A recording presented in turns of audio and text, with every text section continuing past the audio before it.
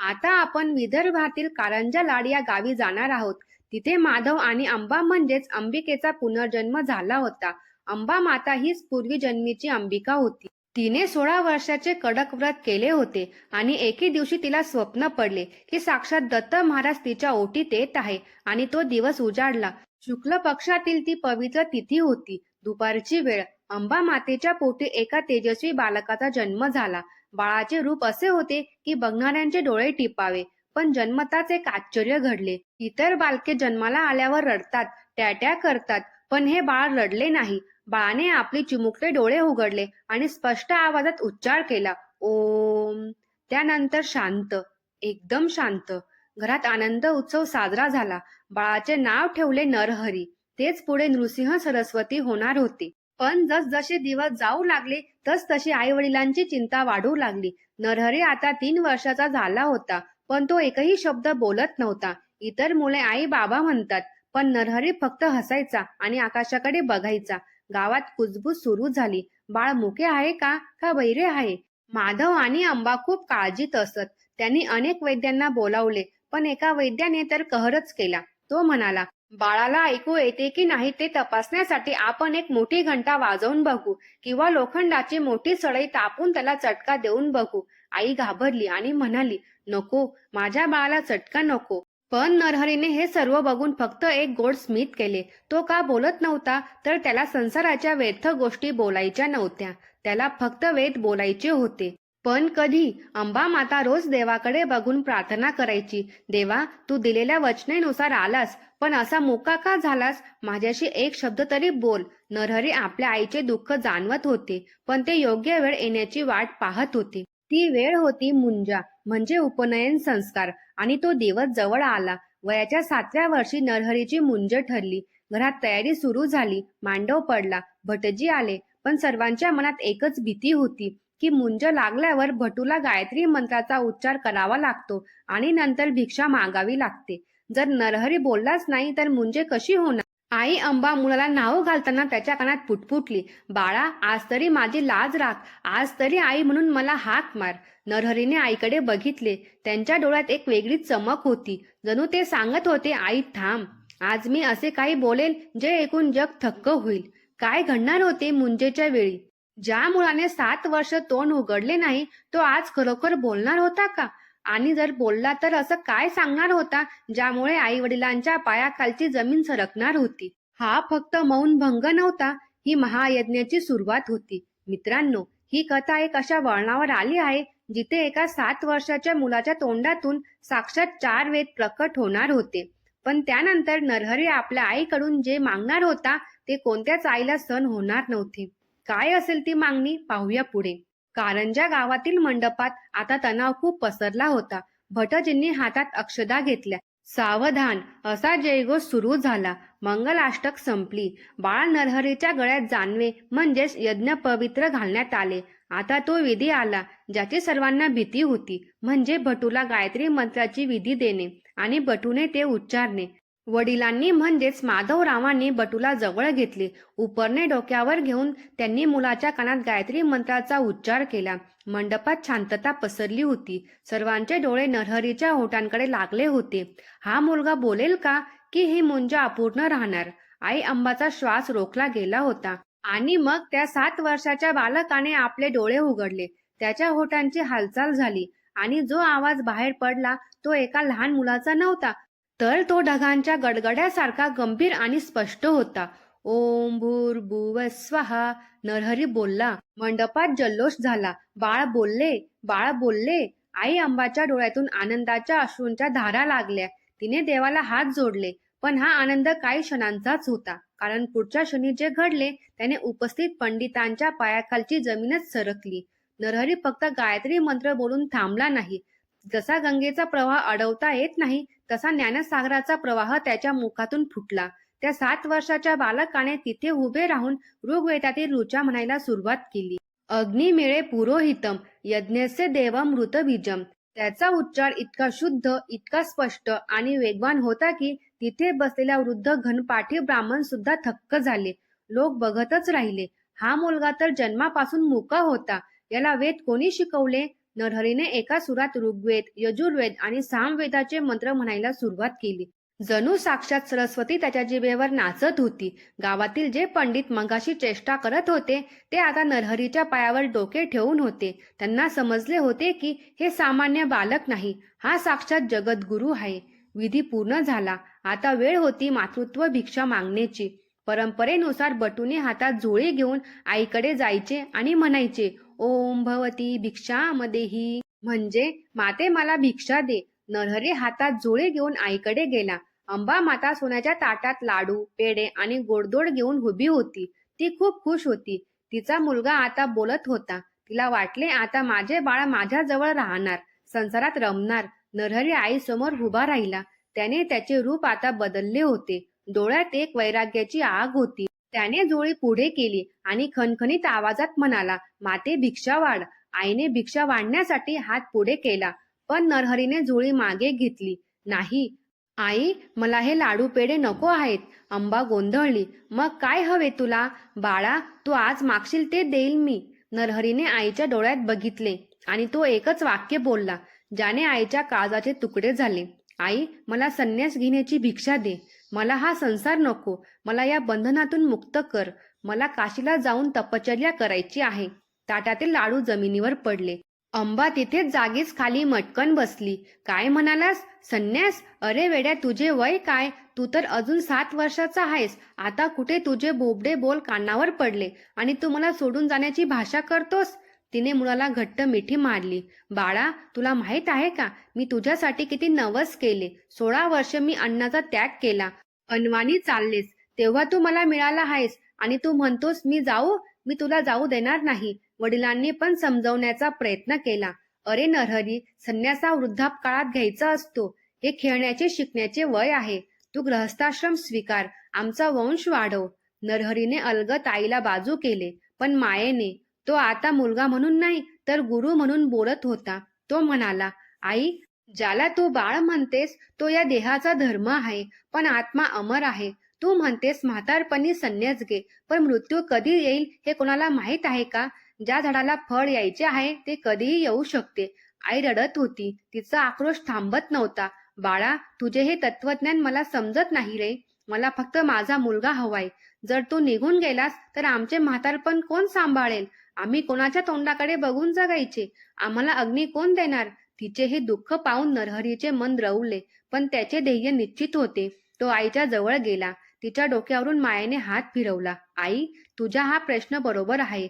मी जर गेलो तर तुमचा सांभाळ कोण करणार? यासाठी मी तुला एक वरदान देतो. त्याने आपल्या आईच्या कपाळाला स्पर्श केला आणि म्हणाला, आई, माझ्यावर विश्वास ठेव. मी तुला वचन देतो, जोपर्यंत तुला आणखी 2 पुत्र होत नाही तोपर्यंत मी घर सोडणार नाही. तुला आणखी 2 मुले होतील, जे तुमचा म्हातारपणी सांभाळ करतील, सेवा करतील आणि एक मुलगी सुद्धा होईल. आता तरी मला परवानगी देशील ना? आईने मुलाकडे पाहिले. तिला समजले की याला अडवून ठेवणे शक्य नाही. हा सूर्य आहे, याला घरात कोंडून ठेवता येणार नाही. तिने जड अंतकरणाने होकार दिला. बाळा, ठीक आहेस, पण तू मला एक वचन दे. तू कुठेही असलास तरी जेव्हा मी तुला हाक मारेल तेव्हा तू मला दर्शन द्यायला येशील. नरहरीने हसून मान डोलावली. तथास्तु. काही काळानंतर आईला जुळी मुलं झाली.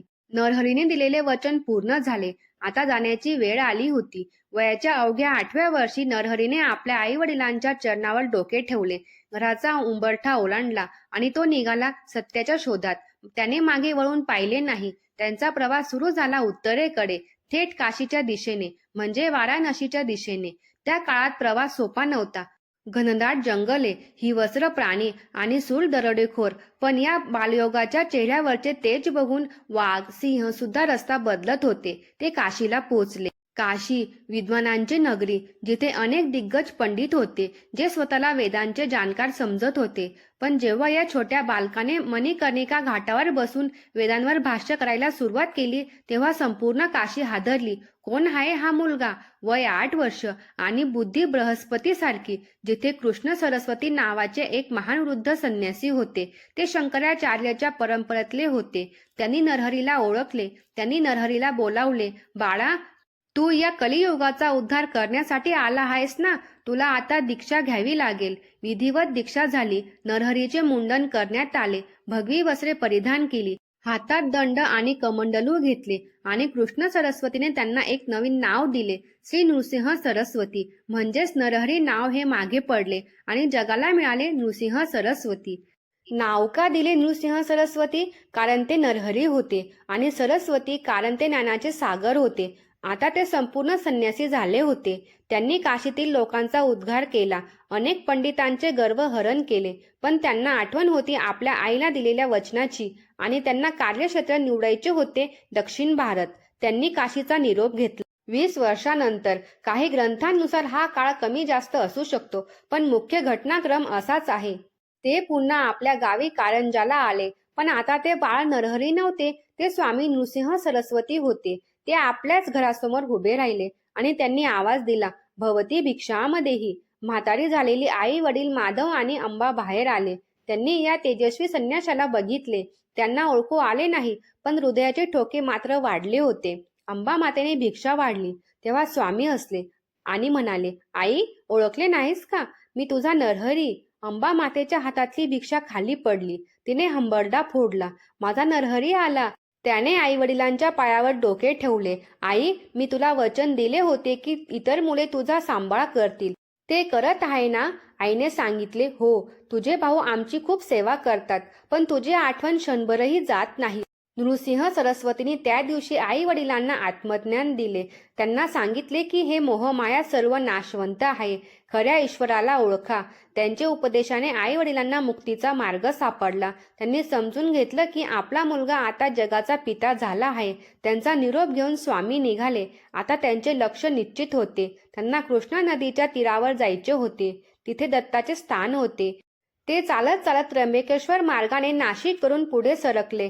वाटेत अनेक चमत्कार झाले, पण ते थांबले नाहीत. त्यांचे पाय थांबले ते एका पवित्र जागी, म्हणजेच औदुंबर भिलवडी जवळ. कृष्णा नदीच्या काठी औदुंबर नावाचे क्षेत्र आहे. तिथे खूप औदुंबराची म्हणजेच उंबराची झाडे आहेत. दत्ताला औदुंबर प्रिय असल्यामुळे त्यांनी तिथे मुक्काम केला. तिथे त्यांनी पहिले चतुर्मास म्हणजेच 4 महिन्याचे व्रत केले. पण औदुंबरला राहून त्यांना काही भक्तांचे कल्याण करायचे होते आणि तिथेच घडणार होता एक अद्भुत चमत्कार, जो आजही लोक विसरलेले नाहीत. तो चमत्कार काय होता? एकदा स्वामी नदीकाठी बसले होते. समोरून एक ब्राह्मण येत होता. तो वेद म्हणत होता, पण त्याचे उच्चार चुकीचे होते. स्वामींनी त्याला थांबवले नाही, पण त्याच वेळी तिथे एक शूद्र म्हणजेच अशिक्षित माणूस आला. स्वामींच्या मनात आले की या गर्विष्ठ ब्राह्मणांना धडा शिकवलाच पाहिजे, की भक्ती महत्वाची आहे, नुसती पोपटपंची नाही. आणि तिथेच त्यांनी पुढच्या प्रवासाची दिशा ठरवली. औदुंबर सोडून ते पुढच्या प्रवासाला निघाले. नृसिंहवाडी म्हणजेच नरसोबाची वाडी. या ठिकाणी त्यांनी 12 वर्षे तपश्चर्या केली. तिथे त्यांच्या पादुका आजही आहेत. पण खरा इतिहास घडायचा होता तो गाणगापुरात. गाणगापूर, जिथे भीमा आणि अमरजा नद्यांचा संगम होतो. तिथे जाण्याआधी वाटेत एक गावी एक मोठी घटना घडली. एका गरीब ब्राह्मणाच्या घरी श्राद्ध होते, पण घरात खायला काहीच नव्हते. ब्राह्मण रडत होता, माझ्या पितरांना मी उपाशी कसं ठेवीन? तेव्हा स्वामी तिथे भिक्षा मागायला गेले. ब्राह्मणाने सांगितले, महाराज, घरात फक्त पानाचे देठ उरले आहेत, बाकी काही नाही. स्वामी म्हणाले, तेच दे, ते अमृत आहे. ब्राह्मणाने ते वाळलेले देठ स्वामींना शिजवून दिले. स्वामींनी ते आनंदाने खाल्ले आणि आशीर्वाद दिला, तुझ्या घरी आज अक्षय पात्र येईल. आणि खरोखरच त्या दिवशी त्या ब्राह्मणाच्या घरी शेकडो लोक जेवले, तरी अन्न संपले नाही. अशा लीला करत स्वामी गाणगापूरच्या सीमारेषेवर येऊन पोहोचले. गाणगापूर हे त्या काळी एका मुस्लिम बादशाच्या राज्यात होते. तिथे हिंदू धर्मावर संकट येत होती, लोकांमध्ये भीती होती आणि तिथेच एका महापुरुषाची गरज होती. स्वामी जेव्हा गाणगापुरात प्रवेश करत होते, तेव्हा त्यांना एक दृश्य दिसले. एका श्रीमंत सावकाराची म्हैस रस्त्यावरून चालली होती. ती म्हैस खूप वयस्कर आणि वांज होती. वांज म्हणजे दूध न देणारी होती. पण स्वामींनी त्या म्हशीकडे बघून शिष्यांना सांगितले, जा, त्या म्हशीचे दूध काढून आणा, मला तहान लागली आहे. शिष्य घाबरले, महाराज, ती म्हैस वांज आहे, तिला कधीच दूध आलेलं नाही आणि तिचा मालक खूप कडक आहे, तो आपल्याला मारेल. स्वामी हसले, भिवू नका, जा आणि तिची धार काढा. दत्ताच्या दरबारात काहीच अशक्य नाही. शिष्य थरथरत्या हाताने त्या म्हशीजवळ गेले आणि तिथेच होणार होता गाणगापुरातील पहिला आणि सर्वात मोठा चमत्कार, जो बघून तिथला राजा सुद्धा स्वामींच्या पायाशी येणार होता. मित्रांनो, विचार करा, एका वांज म्हशीने दूध दिले तर काय होईल, आणि तेही बादशाच्या राज्यात. या एका घटनेने संपूर्ण गाणगापूर हादरून जाणार होते आणि त्याच घटनेमुळे गर्विष्ठ पंडितांची मस्ती उतरणार होती. पुढील भागात आपण पाहणार आहोत गाणगापुरातील महान चमत्कार आणि वांस म्हशीची कथा. शिष्यांचे हात थरथरत होते. समोर एक महाकाय, रागट आणि एक म्हातारी म्हैस उभी होती. तिचा मालक तो ब्राह्मण तिथेच उभा होता आणि हसत होता. तो म्हणाला, अरे वेड्यांनो, तुमचे महाराज नक्कीच भांग पिऊन आले आहेत असं वाटतं. अरे ही म्हैस वांज आहे. हिने जन्मात कधी वासराला जन्म दिला नाही तर दूध कुठून देणार? का माझी चेष्टा करताय? जा निघा इथून. पण शिष्यांना गुरु आज्ञा मोडता येत नव्हती. घाबरत घाबरत एका शिष्याने हातात एक मोठे भांडे घेतले आणि तो त्या म्हशीच्या खाली बसला. आजूबाजूला लोकांची गर्दी जमली होती. सर्वजण गंमत बघत होते. बघूया आता हे साधू काय करतात. त्या शिष्याने म्हशीच्या सडाला हात लावला आणि मनात श्री गुरूंचे स्मरण केले. दिगंबरा दिगंबरा श्री पादवल्लभ दिगंबरा. आणि पुढच्या क्षणी तिथे उपस्थित असलेल्या सर्व लोकांचे डोळे विस्मारले. श्वासाचा आवाजही बंद झाला. जी म्हैस वांज होती तिच्या सडातून दुधाचा प्रवाह सुरू झाला की जणू गंगा अवतरली आहे. धड धड धड भांड्यात दूध पडण्याचा आवाज स्पष्ट ऐकू येत होता. बघता बघता ते छोटे भांडे भरून वाहू लागले. शिष्याने दुसरे भांडे मागवले, तेही भरले. मालक तर पुतळा झाल्यासारखा उभा राहिला. त्याला आपल्या डोळ्यांवर विश्वास बसेना. जी म्हैस त्याला ओझे वाटत होती ती आज कामधेनू झाली होती. शिष्य ते दूध घेऊन धावत स्वामींकडे गेले. स्वामीने ते दूध प्राशन केले आणि समाधानाने हसले. ही बातमी वनव्यासारखी संपूर्ण गाणगापुरात पसरली आणि आसपासच्या गावात पसरली. कोणीतरी महान अवतारी पुरुष आला आहे, ज्याने वांज म्हशीकडून दूध काढून घेतले आहे. पण जिथे प्रकाश असतो तिथे सावलीही असतेच. गाणगापूरच्या जवळच कुमसी नावाचं गाव होतं. तिथे त्रिविक्रम भारती नावाचे मोठे संन्यासी राहत होते. ते स्वतःला नृसिंह देवाचे उपासक मानत होते. त्याने खूप तपश्चर्या केली होती, पण त्या तपश्चर्येचा त्यांना अहंकार झाला होता. त्याने जेव्हा ऐकले की कोणी नृसिंह सरस्वती नावाचा एक संन्यासी आला आहे आणि लोक त्याला देव मानतात, तेव्हा त्यांचा अहंकार दुखावला गेला. ते आपल्या शिष्यांना म्हणाले, अरे कलियुगात देव कसा येईल? सगळे ढोंग आहे. मी एवढे वर्ष देवदेव केलं, मला देव भेटला नाही आणि हा कालचा आलेला संन्यासी देव कसा झाला? मी याची परीक्षा घेणार. एक दिवस श्री नृसिंह सरस्वती पालखीतून बसून कुमसी गावात जात होते. गावकऱ्यांची गर्दी जयघोष करत होती. त्रिविक्रम भारती आपल्या मठात बसून हे पाहत होते. त्यांनी मनातल्या मनात निंदा केली. हा कसला संन्यासी? संन्यासी तर पायी चालतो, हा तर पालखीत बसून राजासारखा फिरतोय. हे तर पाखंड आहे. हे विचार त्यांच्या मनात येताच पालखीत बसलेल्या स्वामींनी जाणले. त्यांनी पालखी थांबवली. स्वामींनी लांबूनच त्रिविक्रम भारतींकडे बघितले आणि मनात संवाद साधला. त्रिविक्रमा, तू नृसिंहाची उपासना करतोस ना? मग बघ, तुला ज्याचे दर्शन हवे आहे हे तेच आहे का? आणि त्याच क्षणी त्रिविक्रम भारतींना पालखीत बसले स्वामी नृसिंह सरस्वती दिसले नाही. तिथे त्यांना दिसले साक्षात भगवान नृसिंह. तेज भयानक पण दिव्य रूप, सिंहमुख पण तीक्ष्ण नखे, डोळ्यात आग आणि गळ्यात वनमाला. तोच अवतार ज्याची त्रिविक्रम आयुष्यभर पूजा करत होते. त्रिविक्रम भारतींचा थरकाप उडाला. त्यांच्या हातातली जपमाळ खाली पडली. त्यांचा अहंकार एका क्षणात गळून पडला.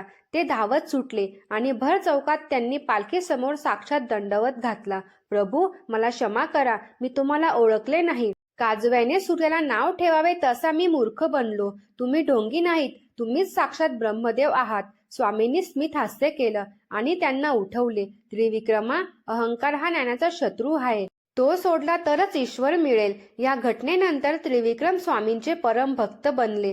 पण गाणगापुरातील खरी परीक्षा अजून बाकी होती. त्या काळात 2 ब्राह्मण खूप प्रसिद्ध झाले होते. ते अत्यंत विद्वान होते, पण तितकेच गर्विष्ठ होते. त्यांना 4 वेद, उपनिषद आणि तर्क पाठ होते. त्यांनी एकच ध्यास घेतला होता, संपूर्ण भारतात फिरायचे, तिथल्या पंडितांना वादविवादात हरवायचे आणि त्यांच्याकडून जयपत्र म्हणजेच विजयाचे प्रमाणपत्र लिहून घ्यायचे. ज्याने जयपत्र दिले नाही त्यांचा ते छळ करीत. त्यांनी अनेक विद्वानांना हरवले होते. आता ते गाणगापुरात आले होते. त्यांनी ऐकलं की इथे एक संन्यासी आहे ज्याला खूप मानतात. ते थेट संगमावर श्री गुरूंच्या मठात आले. स्वामी शांतपणे शिष्यांशी बोलत होते. ते दोघे तिथे आले आणि मोठ्या आवाजात ओरडले, हे संन्यासी, आम्ही ऐकले आहे की तू स्वतःला खूप ज्ञानी समजतोस. चल आमच्याशी वेदांवर चर्चा कर. जर हरलास तर तुला हे गाव सोडून जावे लागेल. स्वामी शांत होते. ते नम्रपणे पंडितांना म्हणाले, मी एक संन्यासी आहे. मला मान सन्मानाची काय गरज आणि वेदांचे काय साध्य होणार? जिंकलात तरी अहंकार वाढेल आणि हरलात तर द्वेष वाढेल. त्यापेक्षा ईश्वराची भक्ती करा. पण पंडितांना वाटलं की स्वामी घाबरले. ते जोरजोरात हसू लागले. बघितलं, घाबरला? अरे तुला वेद तरी येतात का? का लोकांकडून फक्त पाया पडून घेतो? त्यांनी स्वामींचा अपमान सुरू केला. ते वेदांमधले कठीण प्रश्न विचारू लागले. स्वामींना समजले हे सरळ मार्गाने समजणार नाही. त्यांच्या या रोगावर एकच औषध आहे, म्हणजे चमत्कारिक अपमान. स्वामींनी आजूबाजूला नजर फिरवली. तिथे मठाच्या कोपऱ्यात एक माणूस उभा होता. तो जातीने मातंग, म्हणजेच त्या काळी शूद्र मानला जाणारा होता. काही ग्रंथात त्याचे नाव दिले नाही, पण तो अत्यंत गरीब आणि अशिक्षित होता. त्याला लिहिता वाचता येत नव्हते. संस्कृत तर दूरचीच गोष्ट आहे. तो फक्त लांब उभा राहून सेवा करत असे. स्वामींनी त्याला हाक मारली, बाळा इकडे ये. तो घाबरत घाबरत पुढे आला. अंगात फाटके कपडे, हातात काठी. तो पंडितांसमोर उभा राहिला. पंडित नाक मुरडत म्हणाले, याला कशाला बोलवलंस? हा काय आमच्याशी वाद घालणार? स्वामी म्हणाले, नाही, मी तुमच्याशी वाद घालणार नाही. तुमच्या प्रश्नांची उत्तरे हा माझा भक्त देईल. पंडित पोट धरून हसू लागले. काय? हा अडाणी आणि गरीब माणूस, याला गायत्री मंत्र तरी येतात का? स्वामी, तुम्ही चेष्टा करताय का आमची? स्वामींचे डोळे आता गंभीर झाले. त्यांनी आपल्या हातातील भस्म त्याच्या कपाळावर लावले आणि त्याच्या डोक्यावर आपला वरद हस्त ठेवला. स्वामींनी आज्ञा केली, बोल बाळा, या पंडितांना वेदांचा अर्थ सांग. ऋग्वेदापासून सुरू कर. आणि तिथे एक अघटित घडले. ज्या माणसाला स्वतःचे नाव लिहिता येत नव्हते, त्याच्या शरीरातून एक वीज संचारली आणि त्याचे डोळे तेजस्वी झाले. त्याने मान ताठ केली आणि जो आवाज बाहेर पडला तर तो त्याचा नव्हता, तो साक्षात देववाणीचा होता. त्या मातंग व्यक्तीने घडाघडा शुद्ध संस्कृतमध्ये ऋग्वेदाच्या ऋचा म्हणायला सुरुवात केली. अग्निवीळे पुरोहितम यज्ञस्य देवम ऋत्विजम. तर तो मंत्र म्हणत नव्हता, तर त्या मंत्राचा असा अर्थ उलगडून सांगत होता, जो त्या दोन गर्विष्ठ पंडितांनी आयुष्यात कधीच ऐकला नव्हता. त्याचा आवाज गंगेच्या प्रवाहासारखा निर्मळ आणि हिमालयासारखा खंबीर होता. वातावरणात एक पवित्र शांतता पसरली. झाडावरचे पक्षी सुद्धा शांत झाले. त्यांचे चेहरे पांढरे पडले. त्यांना विश्वास बसेना की हे काय चालले आहे. ज्या वेदांचा अभ्यास करायला त्यांना 50 वर्ष लागली, ते वेद हा माणूस पाण्याच्या प्रवाहासारखे कसे बोलतोय?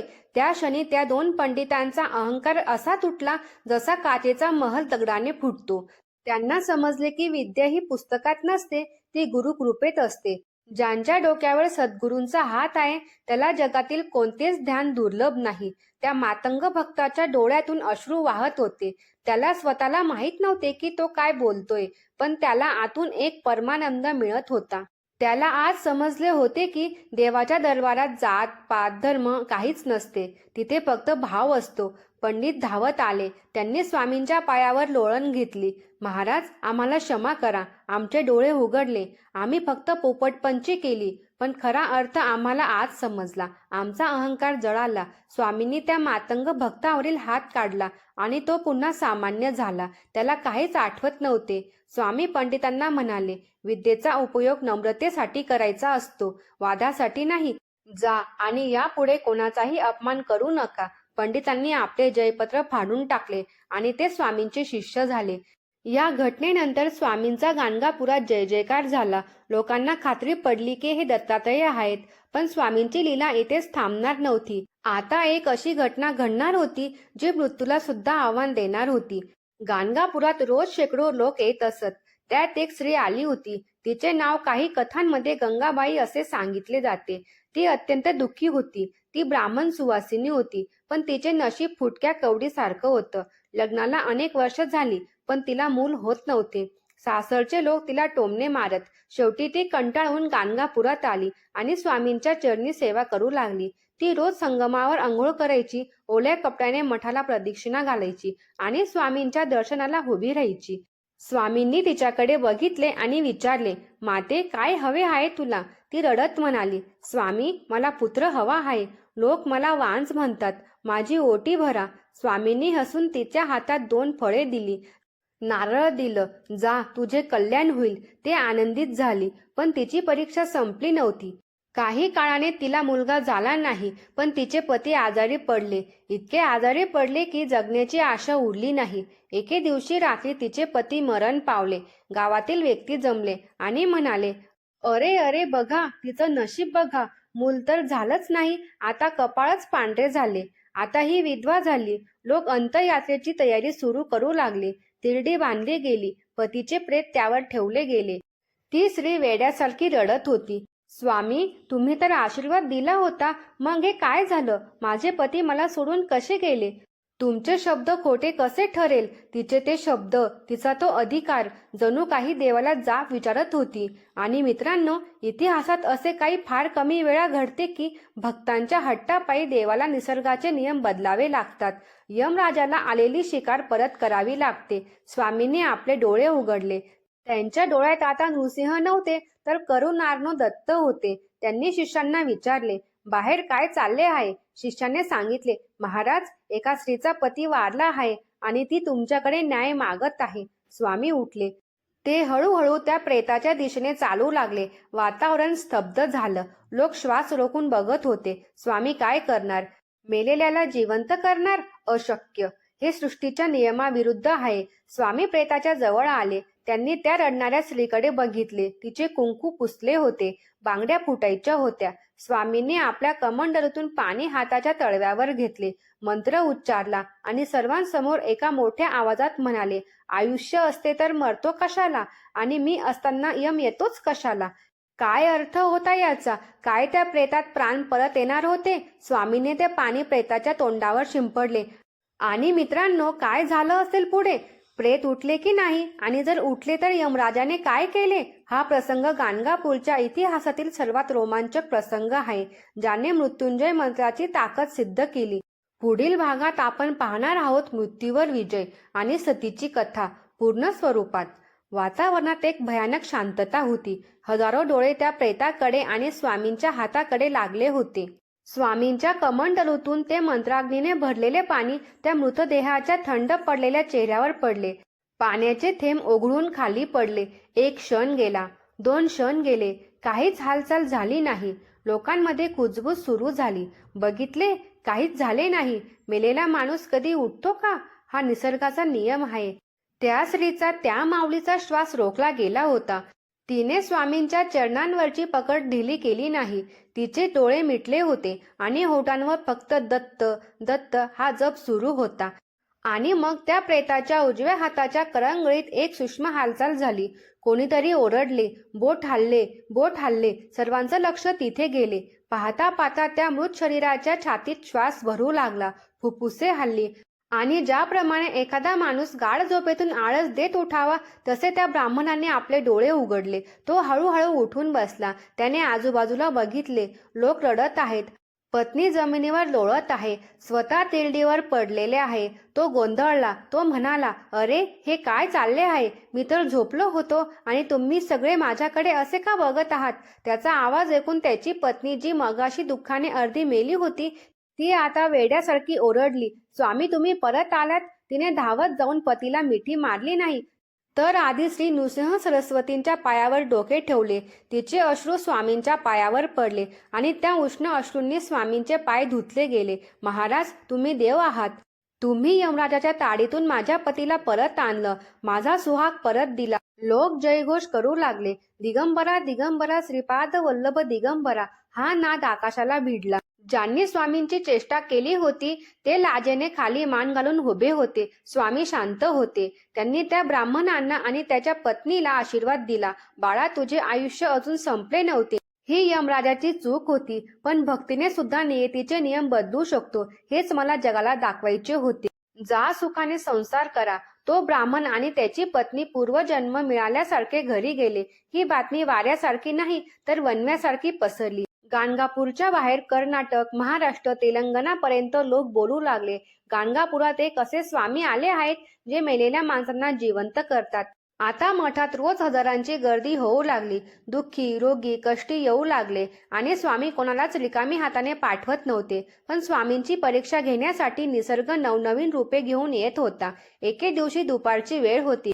स्वामी भक्तांशी संवाद साधत होते तेव्हा गर्दीतून वाट काढत एक अतिशय वृद्ध स्त्री पुढे आली. तिचे वय असेल साधारण 60 वर्ष. केस पूर्ण पिकलेले, चेहऱ्यावर सुरकुत्या, हातात काठी. चालताना सुद्धा ती थरथरत होती. ती स्वामींच्या समोर आली आणि हात जोडले. महाराज, मी सोमनाथ सायनदेवाची पत्नी. अनेक वर्षापूर्वी मी नवस केला होता की मला मुलगा झाला तर मी सेवेला येईल. पण माझे नशीब बघा, तरुण पण गेले, म्हातारपण आले, पण पाळणा हलला नाही. आता लोक मला वांज म्हातारी म्हणून चिडवतात. आता या वयात मला मुले कसे होणार? पण तुमची कीर्ती ऐकून शेवटची आशा घेऊन आली आहे. तिचे बोलणे ऐकून आजूबाजूचे लोक हसले. त्यातील एक जण म्हणाला, आजी, आता नातवंडे खेळायचे वय आहे आणि तुला मुलगा हवाय? निसर्गाचे काही नियम असतात. ज्या झाडाची मुळे सुकली आहेत त्या झाडाला फळ कसे येणार? वैद्यक शास्त्राप्रमाणे हे अशक्य होते. अनेक वर्ष झाली होती, पण स्वामींच्या चेहऱ्यावर एक वेगळंच तेज होतं. त्यांनी त्या हसणाऱ्या लोकांकडे बघितले आणि मग त्या रडणाऱ्या आजीकडे बघितले. स्वामी म्हणाले, माते, तू जगासाठी म्हातारी असशील, पण माझ्या दत्तासाठी भक्त कधीच म्हातारा होत नाही. तुझ्या विश्वासात जर तरुणपण असेल तर तुझा देह नक्की पालवेल. स्वामींनी आपल्या हातांनी 2 सुकी फळ म्हणजे काही ग्रंथांनुसार नारळ त्या 60व्या वर्षाच्या आजीच्या ओंजळीत टाकले. जा माते, तुला पुत्र प्राप्ती होईल आणि तो पुत्र मोठ्या ज्ञानी होईल. लोक थक्क झाले. स्वामींनी हे काय केले? हे कसे शक्य आहे? ती वृद्ध स्त्री स्वामींवर विश्वास ठेवून घरी गेली. तिने श्रद्धेने त्या फळांचे सेवन केले आणि पुढच्या काही दिवसातच तिचे रूप पालटू लागले. तिच्या अंगावरचे पांढरे केस काळे होऊ लागले, सुरकुत्या नाहीशा झाल्या आणि तिची मासिक पाळी जी अनेक वर्षापूर्वी बंद झाली होती ती पुन्हा सुरू झाली. तिला पुन्हा तारुण्य प्राप्त झाले आणि बरोबर 9 महिन्यांनी वयाच्या 60व्या वर्षी त्या माऊलीने एका गोंडस बाळाला जन्म दिला. या घटनेने सिद्ध केले की गुरुचरित्र हे फक्त पुस्तक नाही, तर ती निसर्गाच्या नियमांना ओलांडणारी शक्ती आहे. त्या मुलाचे नाव ठेवले गुरुनाथ. गाणगापुरात आनंदाची लाट आली होती, पण आता एक मोठे संकट गाणगापुराच्या दिशेने येत होते. हे संकट होते सत्तेचे. त्या काळी गाणगापूर हे बहुमनी सुलतान म्हणजेच बिदरच्या बादशाह याच्या राज्यात येत होते. राजाचे नाव होते अल्लाउद्दीन, म्हणजे दुसरा राजा. तो अत्यंत क्रूर आणि हिंदू द्वेष्टा म्हणून ओळखला जात होता. तेव्हा त्याला समजले की आपल्या राज्यात एक हिंदू फकीर म्हणजेच संन्यासी चमत्कार करतोय आणि हजारो लोक त्याच्या मागे जात आहेत. तेव्हा त्याला ते सहन झालं नाही. त्याचे मंत्री त्याला म्हणाले, हुजूर, हा संन्यासी काहीतरी जादूटोणा करतोय. लोक आमचं काम सोडून त्याच्या दर्शनाला जात आहेत. याला वेळीच थांबवलं पाहिजे, नाहीतर आपल्या सत्तेला धोका आहे. बादशाह म्हणाला, चला, मी स्वतः त्याच्याकडे जातो आणि त्या फकीराची जादू बघतो. जर तो ढोंगी असेल तर त्याची मुंडकी छाटून बिदरच्या वेशीवर टांगेल. बादशाह निघाला, पण निघताना देवाची लीला सुरू झाली. त्याच्या पायाला एक छोटासा फोड आला होता. त्याला वाटलं साधी पोळी असेल, पण गाणगापुरात पोहोचेपर्यंत त्या फोडाचं रूपांतर एक अशा फोडात म्हणजे कार्बनकल किंवा ट्यूमरमध्ये झालं. त्याचा पाय सुजला. वेदना इतक्या भयंकर होत्या की तो हत्तीवर बसू शकत नव्हता. त्याला पालखीत झोपवून आणावे लागले. त्याचे शाही वैद्य हकीम सोबत होते. त्यांनी अनेक लेप लावले, औषधं दिली, पण फोड फुटत नव्हता आणि वेदना कमी होत नव्हती. तो तडफडत होता. अल्लाह, हे काय झाले? त्याला कळून चुकले की हे सामान्य दुखणे नाही, हे त्या फकीराच्या नादाला लागल्याची शिक्षा आहे का? तरीही त्याचा अहंकार गेला नाही. तो गाणगापुरात पोहोचला. त्याचे सैनिक मठाच्या दिशेने चालू लागले. मठात भक्तांची धावपळ उडाली. बादशाह आला. तो मठाचा विध्वंस करायला आला आहे. पळा, पळा. लोक घाबरले. पण स्वामी नृसिंह सरस्वती शांत आपल्या आसनावर बसून होते. त्यांच्या चेहऱ्यावर स्मित रेषा होती. शिष्य म्हणाले, गुरुदेव, यवनाचे सैन्य आले आहे. आपण इथून दुसरीकडे जाऊया का? स्वामी हसले. अरे, कोणाला घाबरता? जो माझा भक्त आहे त्याला. राजाची भीती कसली? आणि तो राजा आहे. तो सुद्धा शेवटी त्याच एका परमात्म्याचा बंदा आहे. येऊ द्या त्याला. मठाचे दरवाजे उघडले गेले. बादशाची पालखी आत आली. सैनिकांनी तलवारी उचलल्या होत्या. वातावरण तणावपूर्ण होते. बादशाह वेदनेने पालखीतून उतरला. 2 सेवकांनी त्याला धरले होते. तो रागाने स्वामीकडे बघू लागला. कुठे आहे तो जादूकर? बादशाने नजर वर करून स्वामींकडे बघितले. त्याला वाटले की समोर एखादा भगवी वस्त्र घातलेला हिंदू साधू असेल.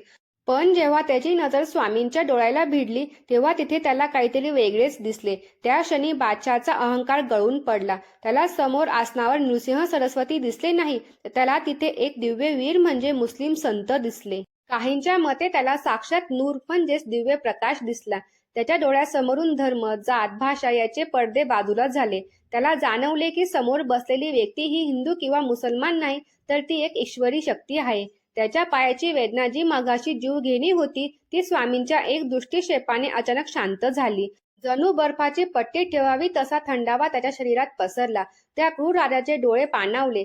ज्या हाताने तलवार पकडली होती ते हात आपोआप जोडले गेले. तो गुडघ्यावर बसला नाही, तर लोटांगण घालत स्वामींच्या दिशेने सरकला. तो ओरडला, या अल्ला, तुम्ही फकीर नाही, तुम्ही तर पैगंबर आहात. मला माफ करा. मराठी लोक श्वास रोखून बघत होते. जो राजा मारायला आला होता तो आता एका लहान मुलासारखा रडत होता. स्वामींच्या चरणी पडला होता. स्वामींनी त्याला जवळ बोलावले. त्यांच्या स्पर्शात जादू होती. त्यांनी त्यांच्या पायाकडे बघितले नाही, फक्त त्याच्या डोक्यावर हात ठेवला. राजा सत्ता फक्त शरीरावर गाजवता येते, मनावर नाही. आणि रोग शरीराचा नसतो, अहंकाराचा असतो. तुझा अहंकार गेला, आता तुझा रोगही जाईल. स्वामींनी त्याला आशीर्वाद दिला. आणि काय आश्चर्य, ज्या राजफळाने त्याला मरणाच्या दारात नेलं होतं तो फोड त्या क्षणी फुटला आणि त्यातील सर्व घाण निघून गेली आणि वेदना पूर्णपणे थांबल्या. बादशाह स्वतःच्या पायावर उभा राहिला. हा चमत्कार बघून बादशहाचे सैनिक सुद्धा नतमस्तक झाले. राजाने तिथेच जाहीर केले, आजपासून गाणगापूर हे गाव स्वामींच्या मठाला इनाम. गावात कोणताही कर म्हणजेच टॅक्स घेतला जाणार नाही. आणि जो कोणी या मठाच्या वाटेला जाईल त्याला माझा शत्रू मानले जाईल. ज्या सत्तेची भीती लोकांना वाटत होती ती सत्ता आता स्वामींची दास झाली होती. बादशाने स्वामींना विनंती केली, महाराज, तुम्ही एकदा तरी माझ्या महलात बिदरला यावे. स्वामींनी त्याची विनंती मान्य केली. काही काळानंतर ते बिदरला गेले आणि तिथेही ब्रह्म राक्षसाचा उद्धार केला. पण ती कथा पुढे आहे. गाणगापुरात सुवर्ण काळ आला होता. राजाही चरणी लागला होता आणि प्रजाही. पण मित्रांनो, म्हणतात ना की सुखाच्या काळात खरी परीक्षा असते. आतापर्यंत स्वामींनी बाह्य जगातील लोकांवर चमत्कार दाखवले होते, पण आता वेळ आली होती त्यांच्या स्वतःच्या शिष्यांची, त्यांच्या जवळच्या भक्तांची परीक्षा घेण्याची. सोन्याला आगीतून जावं लागतं तेव्हाच ते शुद्ध होतं. तसे भक्ताला संकटातून जावं लागतं. आता मठात एक असा भक्त येणार होता ज्याचं नाव होतं सायनदेव. तो मोठा अधिकारी होता. पण स्वामींनी त्याचं स्वागत प्रेमाने केले नाही. या उलट त्याला पाहताच क्षणी स्वामी कडाडले, येथे कशाला आलास? ही जागा सुखाची नाही. येथे राहायचे असेल तर कठोर परीक्षा द्यावी लागेल. तयार आहेस? सायनदेव म्हणाले, हो महाराज, देहाचे तुकडे झाले तरी चालतील, पण तुमचे चरण सोडणार नाही. स्वामी हसले, पण ते हास्य गुण होते. ठीक आहे, आज रात्री तुझी परीक्षा होईल. काय होती ती परीक्षा? स्वामींनी सायनदेवाला असे काय सांगितले ज्याचा विचार करूनही अंगावर काटा येईल? आणि त्या परीक्षेत सायनदेव पास झाला की नापास हेच आपण पाहणार आहोत पुढील भागात. मित्रांनो, राजा शरण आला, वान स्त्रीला पुत्र मिळाला, मेलेला जिवंत झाला. पण आता जी कथा सुरू होणार आहे ती गुरु भक्तीची परिसीमा आहे. सायनदेवाची परीक्षा आणि त्यानंतर घडणारे चांडाळ गर्वहरण म्हणजेच वेदांचे पठण, हा थरारक प्रसंग चुकवू नका. रात्र कीर होती. गाणगापुराच्या मठात फक्त तेलाच्या दिव्यांचा मंद प्रकाश होता. सायनदेव स्वामींच्या समोर हात जोडून उभे होते. त्यांच्या चेहऱ्यावर भीती नव्हती, तर एक समर्पण होते. स्वामी नृसिंह सरस्वतीने सायनदेवाकडे बघितले. त्यांची नजर आज नेहमीप्रमाणे प्रेमळ नव्हती, तर ती एका कडक शिक्षकासारखी, एका परीक्षकासारखी होती. स्वामी कडाडले, सायनदेवा, तू म्हणतोस की तुझा माझ्यावर पूर्ण विश्वास आहे. तू तुझ्या मोठ्या नोकरीचा, संसाराचा त्याग करून इथे आला आहेस. पण लक्षात ठेव, जोपर्यंत मन पूर्णपणे रिकामी होत नाही तोपर्यंत त्यात ईश्वर भरता येत नाही. आज तुझी शेवटची परीक्षा आहे. स्वामींनी आज्ञा केली, सायनदेवा, मला आत्ताच्या आता या मध्यरात्री पंचपक्वानाचे भोजन हवे आहे. आणि ते भोजन तू स्वतः कोणाचीही मदत न घेता बनवायचे आहेस. आणि हो, मठाच्या कोठारात अन्नाचा एकही दाणा नाही. जा, व्यवस्था कर. सायनदेव थबकले. मध्यरात्रीची वेळ, गाव झोपलेले, दुकाने बंद आणि मठात काहीच नाही. हे कसे शक्य आहे? सामान्य माणसासाठी हे अशक्यच होते, म्हणून हार मानली असती. पण सायनदेव सामान्य नव्हते. त्यांनी क्षणभर डोळे मिटले. त्यांना आठवले, ज्याने वांज म्हशीकडून दूध काढून घेतले तो माझ्यासाठी अन्नाची सोय करू शकत नाही का? ही फक्त माझी निष्ठा तपासण्यासाठी चाललेली लीला आहे. त्यांनी स्वामींना नमस्कार केला आणि ते स्वयंपाकघराच्या दिशेने निघाले. त्यांनी रिकामी भांडी गॅसवर म्हणजेच चुलीवर चढवली. आणि मित्रांनो, भक्तीचा काय चमत्कार सांगावा. सायनदेव फक्त रिकाम्या भांड्यात पळी फिरवत होते आणि मनात दत्त दत्त हे नामस्मरण करत होते. त्यांना माहीत होतं की हा वेडेपणा आहे, पण गुरुवाक्याप्रमाणे त्यांनी ते केले. काही मिनिटं गेली आणि स्वयंपाकघरातून सुवास येऊ लागला. ज्या रिकाम्या भांड्यात फक्त पाणी होते तिथे शिरा तयार झाला होता. जिथे काहीच नव्हतं तिथे भाजीचा घमघमाट सुटला होता. सायन देवाचे डोळे पाणावले. त्यांनी ते ताट वाढले आणि स्वामींसमोर नेऊन ठेवले. स्वामींनी त्या अन्नाकडे बघितलेही नाही. त्यांनी सायन देवाच्या डोळ्यात पाहिले. ते हसले. त्यांचे ते रौद्र रूप विरघळून गेले. सायन देवा, मला हे अन्न नको होतं. मला फक्त हा तुझा भाव हवा होता. ज्या भक्ताला नसलेल्या गोष्टीतही गुरु दिसतो त्यालाच मोक्ष मिळतो. तू परीक्षेत पास झाला. स्वामींनी सायन देवाला पोटाशी धरले. त्या रात्री सायन देवाला जे आत्मज्ञान मिळालं होतं ते शेकडो वर्षे तपश्चर्या करूनही ऋषी मुनींना मिळत नाही. ती घटना वाऱ्यासारखी पसरली. पण गाणगापुरात फक्त उच्चवर्णीय आणि ब्राह्मणच येत नव्हते. स्वामींची कीर्ती जंगलात राहणाऱ्या आदिवासींपर्यंत पोचली होती. आणि आता जी कथा घडणार होती ती या ग्रंथातील सर्वात भावूक कथांपैकी एक आहे. ही कथा आहे एका वेड्या भक्ताची आणि सुकलेल्या लाकडाची. गाणगापूरच्या बाहेर नदीच्या पलीकडे जंगल होतं. तिथे एक शबर म्हणजेच आदिवासी राहायचा. तो समाजाच्या दृष्टीने अडाणी होता, मालिन होता. त्याला वेद माहीत नव्हते, देवपूजा माहीत नव्हती. पण त्यांनी ऐकलं होतं की गाणगापुरात एक देव आला आहे जो सर्वांचे भले करतो. त्याला वाटलं की मला पण देवाची पूजा करायची आहे, पण त्याच्याकडे मूर्ती नव्हती. एके दिवशी त्याला जंगलातील वाळलेले पूर्णपणे सुकलेले लाकूड काष्ट सापडले. ते लाकूड दिसायला ओबडधोबड होते, पण त्या भोळ्या शबराला त्यातच देव दिसला. त्याने ते लाकूड एका जागी रोवले. तो रोज सकाळी उठायचा, नदीतून पाणी आणायचा आणि त्या सुकलेल्या लाकडावर ओतायचा. जंगलातील फुले त्याला व्हायचा आणि तासन तास हात जोडून उभा राहायचा. हे देवा, तू यात आहेस ना? मला दर्शन दे. जाणारे येणारे लोक त्याची चेष्टा करायचे. अरे वेड्या, हे लाकूड आहे, ते पण सुकलेले. हे कधी देव होते का? दगडाची मूर्ती असते, लाकडाची नाही. आणि तू शूद्र आहेस, तुझी पूजा देव स्वीकारणार नाही. लोक त्याला दगड मारायचे, हसायचे, पण शबराचा नियम तुटला नाही. माझा भाव खरा असेल तर या लाकडातही जीव येईल. ही गोष्ट स्वामींपर्यंत पोहोचली. एके दिवशी स्वामी आपल्या शिष्यांसह त्याच रस्त्याने निघाले होते. त्यांनी बघितले, भर उन्हात तो शबर त्या वाळलेल्या लाकडाला पाणी घालत होता आणि त्याच्या डोळ्यातून अश्रू वाहत होते. शिष्य म्हणाले, महाराज बघा, हा वेडा माणूस किती समजवले तरी ऐकत नाही. स्वामी तिथे थांबले. त्यांनी त्या शबराला हाक मारली. बाळा, काय करतो आहेस? शबर डचकला. त्याने मागे वळून पाहिले. तेजस्वी स्वामींना बघून तो घाबरला. त्याला वाटलं हे मला मारायला आले आहेत. तो म्हणाला, महाराज, मी पूजा करतोय. लोक मला वेडं म्हणतात, पण मला सांगा, देव लाकडात नसतो का? स्वामी त्याच्या जवळ गेले आणि त्या सुकलेल्या निर्जीव लाकडाकडे पाहिले आणि मग त्या शबराच्या ओल्या डोळ्यांकडे. स्वामींचा आवाज भरून आला होता. स्वामी म्हणाले, बाळा, लोक दगडात देव शोधतात, पण तू तर निर्जीव वस्तूत प्राण शोधत आहे. तुझी भक्ती त्या विद्वानांपेक्षा 1000 पटीने श्रेष्ठ आहे. स्वामींनी त्या शबराच्या खांद्यावर हात ठेवला आणि म्हणाले, बघ, तुझा देव जागा झाला. आणि त्या क्षणी एक अद्भुत चमत्कार घडला.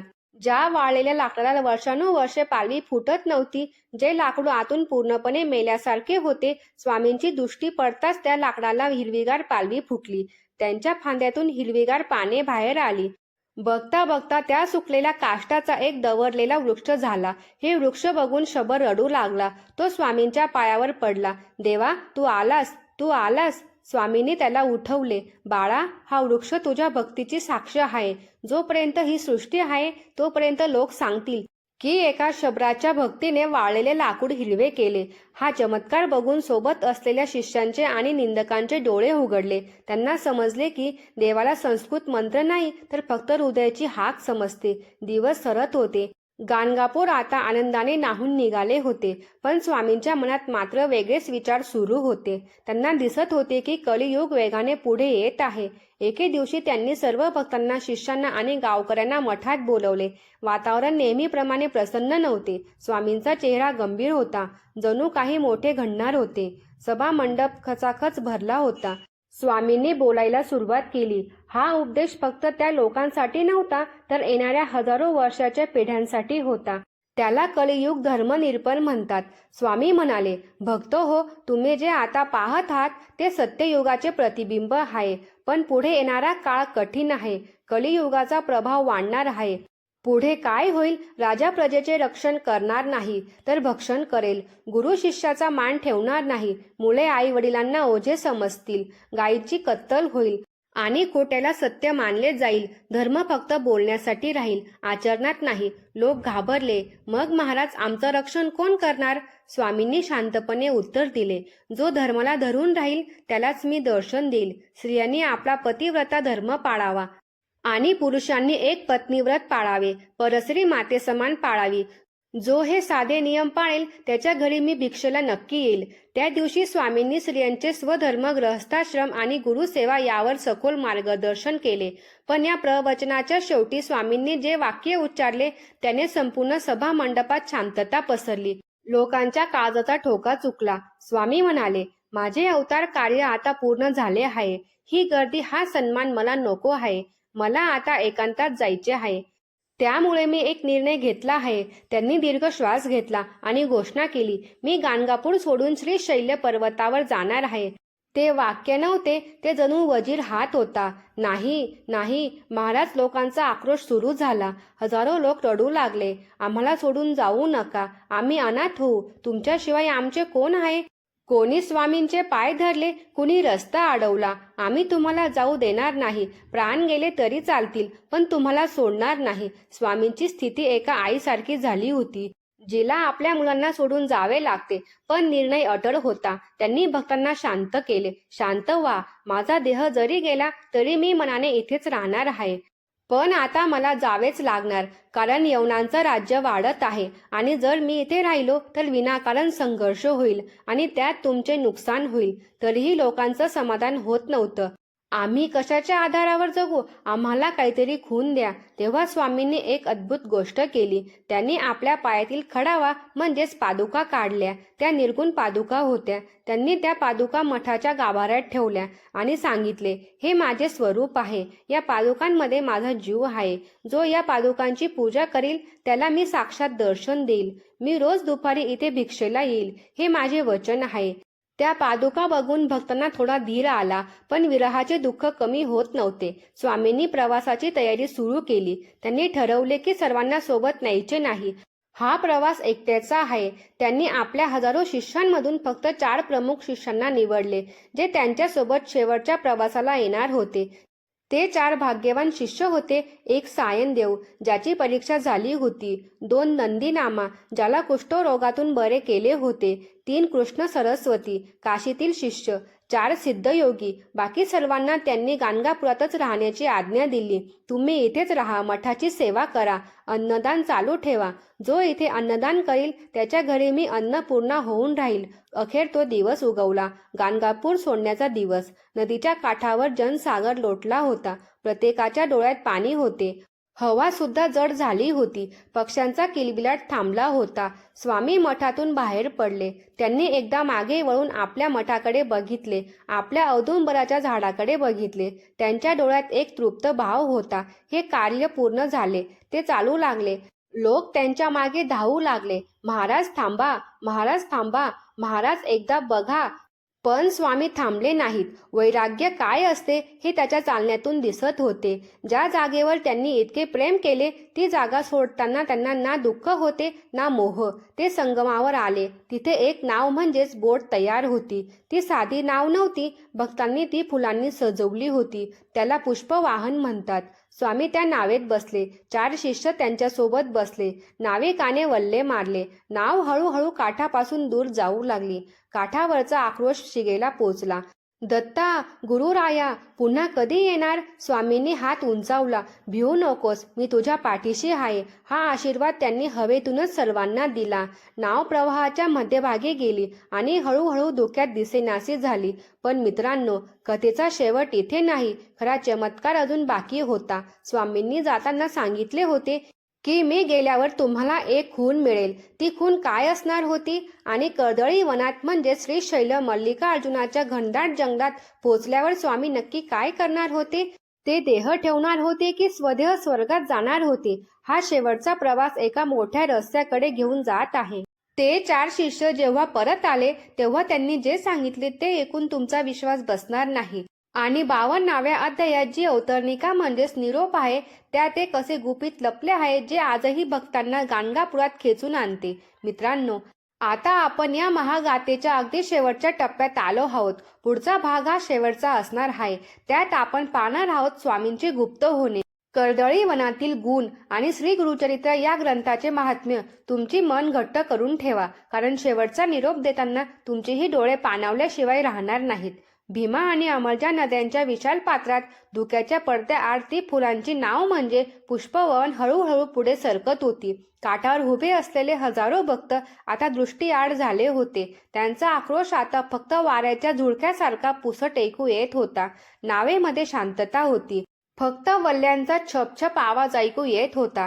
नावेत बसलेले ते 4 प्रमुख शिष्य सायनदेव, नंदीनामा, कृष्ण, सरस्वती आणि सिद्धयोगी एकटक स्वामींच्या चेहऱ्याकडे बघत होते.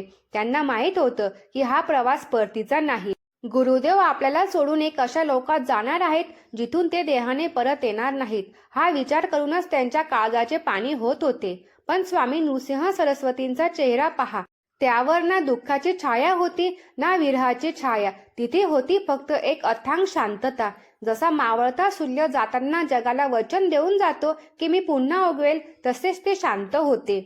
नाव प्रवाहाच्या विरुद्ध दिशेने प्रवाहाचा वेग कापून पाताळ गंगा म्हणजेच श्रीशैल क्षेत्राकडे जाणारा मार्ग या दिशेने जात होती. प्रवास लांबचा होता. दिवस उलटले, रात्र झाली, पुन्हा दिवस उजाडला. अखेर ते ठिकाण जवळ आले. समोर दिसू लागले श्रीशैल मल्लिकार्जुन पर्वताचे घनदाट जंगल. यालाच कर्दळी वन असे म्हणतात. मित्रांनो, हे सामान्य जंगल नाही. असे म्हणतात की या जंगलात आजही हजारो वर्षाचे तपस्वी समाधी राहून बसले आहेत.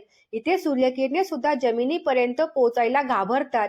हिंसुत श्वापदे, तेथे विषारी नाग आणि गूढ शक्तींचा वास आहे. सामान्य माणूस तेथे पाऊल टाकू शकत नाही.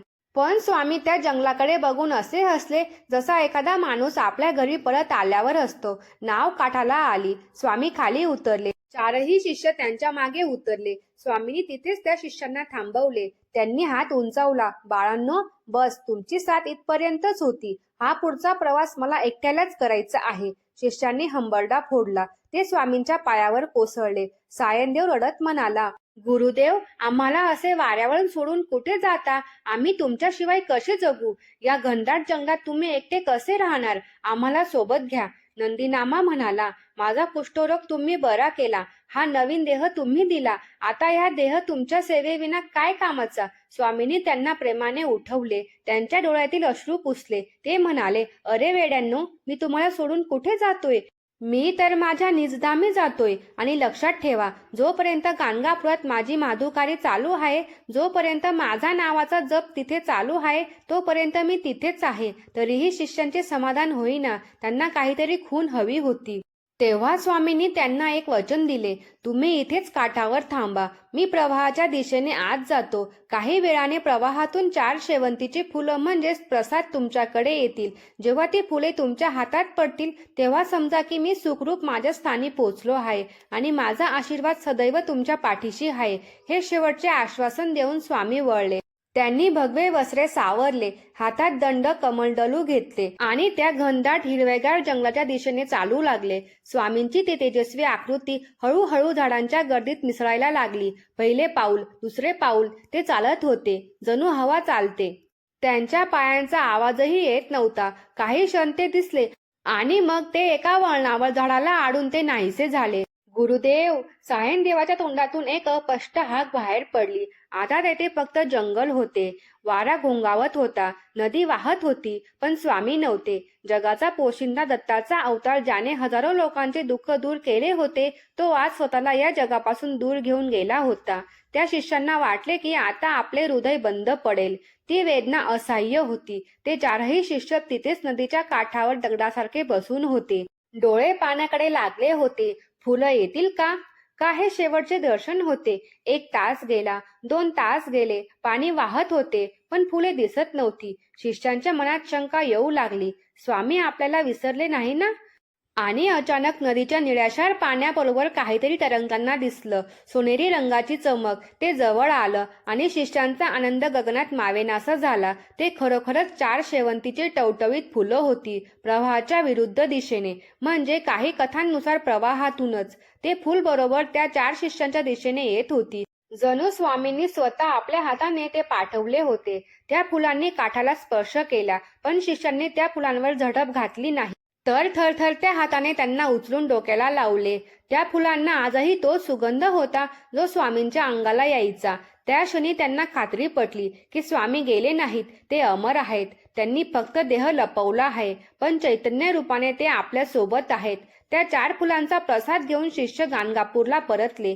त्यांनी गावकऱ्यांना सांगितले, रडू नका, स्वामींनी प्रसाद पाठवला आहे. ते कर्दळी वनात गुप्त रूपाने तपश्चर्याला बसले आहेत. त्यांनी वचन दिले आहे की ते रोज दुपारी गाणगापूरला भिक्षेला येतील. आणि मित्रांनो, ती परंपरा आजही चालू आहे. आजही गाणगापुरात दुपारची आरती झाल्यावर लोक भिक्षा मागतात आणि वाढतात. लोकांची श्रद्धा आहे की या भिक्षेच्या रूपात खुद्द दत्त महाराज येतात. येथे 51 अध्याय संपतात. आता येतो शेवटचा 52वा अध्याय, ज्याला अवतरणिका म्हणतात. आपण पुन्हा तेथे जातो जेथे कथा सुरू झाली होती, भीमा अमरच्या संगमावर, जिथे नामधारक नावाचा भक्त सिद्ध मुनींकडून ही कथा ऐकत होता. सिद्ध मुनींनी आपला शब्द थांबवला. कथा संपली होती. नामधारक मात्र अजूनही त्या विश्वात हरवला होता. त्याचे डोळे मिटले होते, गालावरून अश्रू वाहत होते. त्याला वाटत होते की आपण स्वतः नृसिंह सरस्वतींच्या काळात जाऊन आलो आहोत. तो भानावर आला आणि त्याने सिद्ध मुनींचे पाय पकडले. महाराज, तुम्ही मला काय दिले हे मी शब्दात सांगू शकत नाही. माझे दारिद्र्य, माझी चिंता, माझे दुःख सगळे काही या कथेच्या प्रवाहात वाहून गेले. मला आता कशाचीही भीती वाटत नाही. मला साक्षात दत्त दर्शन घडले. सिद्ध मुनी हसले आणि त्यांनी नामधारकाला उठवले. बाळा, हे फक्त एक कथा नाही, हा वेद आहे. याला श्री गुरुचरित्र म्हणतात. हे 52 अध्याय म्हणजेच 52 आठवड्यांचा म्हणजेच वर्षाचा मार्ग आहे. जो कोणी या ग्रंथाचा आश्रय घेईल त्याला कलियुगातील कोणतेही संकट स्पर्श करू शकणार नाही. तर बघा मित्रांनो, श्री गुरुचरित्र ही कथा इथेच संपते, पण अनुभव इथे संपत नाही. तुम्ही म्हणाल, स्वामी कर्दळी वनात गेले, मग पुढे काय झाले? तर विश्वास ठेवा, ते गेले नाहीत. कधी अक्कलकोटचे श्री स्वामी समर्थ म्हणून, तर कधी शिर्डीचे साईबाबा म्हणून. तेच दत्त चैतन्य रूप बदलून भक्तांच्या कल्याणासाठी पुन्हा पुन्हा येत राहिले. गुरुचरित्र हे संपणारं पुस्तक नाही, तर ती एक निरंतर चालणारी गुरु परंपरा आहे.